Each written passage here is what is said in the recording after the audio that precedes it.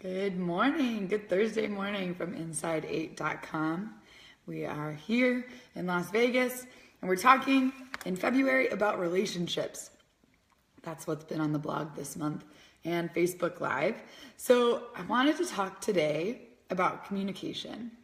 And I think that's such a big piece of relationships, any relationship. This is not Valentine's Day anymore. This is relationships. Every relationship that you have, your coworkers at work, your family, your kids, your parents, your friends, your random person that you meet on the street, communication happens between everyone. And there are 4 steps in any communication because there's always 2 people in communication, right? There's the sender and there's the receiver. And the first step is the message you want to send, right? The message that you're meaning to send. You think of it in your head. And the second one is what you say. It's like kind of like a game of telephone. Like those things may not always match up and they may not exactly come across exactly the way that you mean for them to. But then, not even just what you verbally say, you've got what you non-verbally say. Your inflections in your voice, your hand motions, just the way your body is positioned. So that second step is what you actually say, verbally and non-verbally. The third step, or I guess stage step, whatever, is what the other person sees and hears. So once again, we have another space or place where there can be a disconnect. What you do, what you think you're doing, what you think you're saying, may not be what the other person is seeing or hearing from you. Maybe they catch a tone or they see your inflection in your voice as meaning something than what you were trying to deliver. And then the 4th step, just to make it even more fun, it's the way that that person interprets what you say. We all come into every conversation with our own biases, with our own stuff, our own experiences in life that we've learned how to interpret things. And what you mean and what the other person hears and interprets that as may be completely different. So you have to think about all 4 of those steps. There's a lot of space and room in communication for the message to get lost in translation or garbled or changed. Like I said, it's like a game of telephone, but even just between 2 people, there's room for a miscommunication, room for error in communicating your message. So what do we do about it, right? It's almost like, well, then how do I communicate what I want to say if I always have to worry about the other person, not hearing me?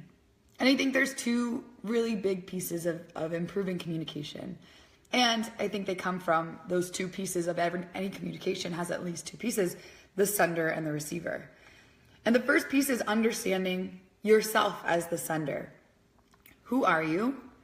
What are you trying to say? What is your message?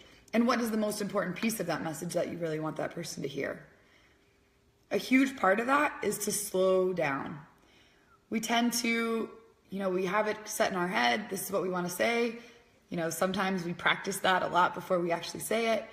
And then it all comes out really fast and the person might not latch on to what the message that we're trying to say. This often happens when we talk about more than one point at a time. People tend to respond to the last thing that we say.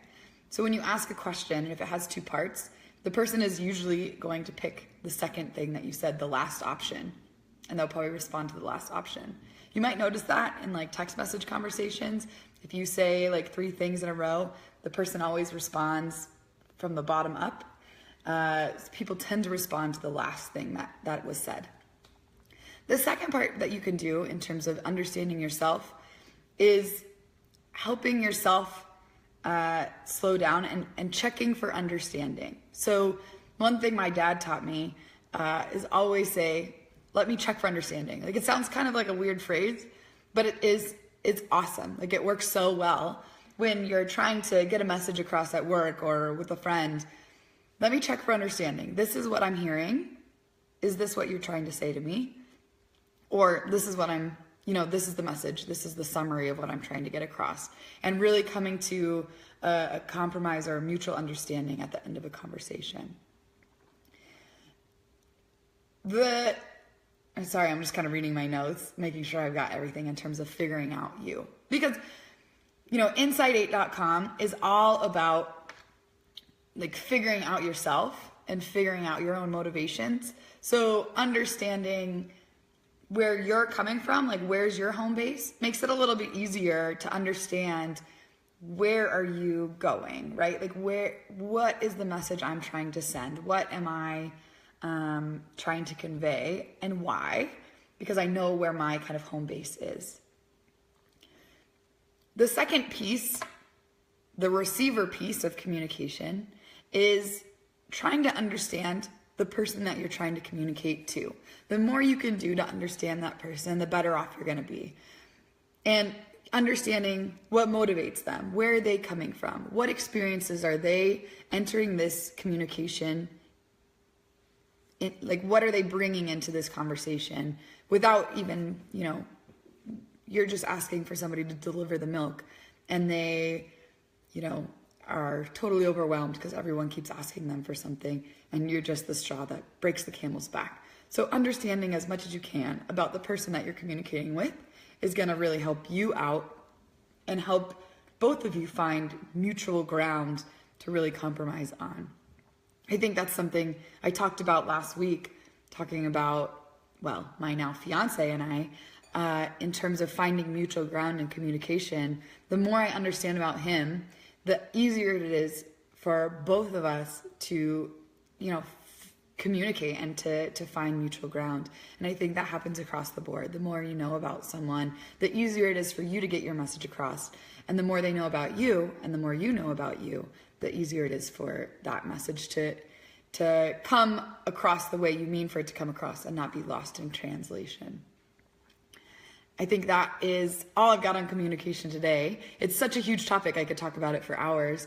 And I think that it's something that we can continue to, improve. Like everyone should be a student of communication and improving themselves and improving the way that they get their message across. It's a continuous study of improving the way that you communicate with others. So, we got a question. I mentioned body language briefly, and I know asking about that would be a very loaded question. Are there any readings you might recommend that could explain body language communication a bit more? That's a really good question. I actually read a really good book on communication. I'll have to go grab it. It's in my shelf, and I'll comment here. I'll leave in the comments a good book to read. It's by a former FBI body language student, I guess. He has studied body language. I'll leave that in the comments for you today. Thanks, Alex, for that question. That's all I've got for today. Take the test. Let me know how it goes. I'm trying to communicate now with you. It helps me if I know what I'm communicating towards. What are you receiving? So let me know how I did and what you want to hear more of. Check out the blog. See you later.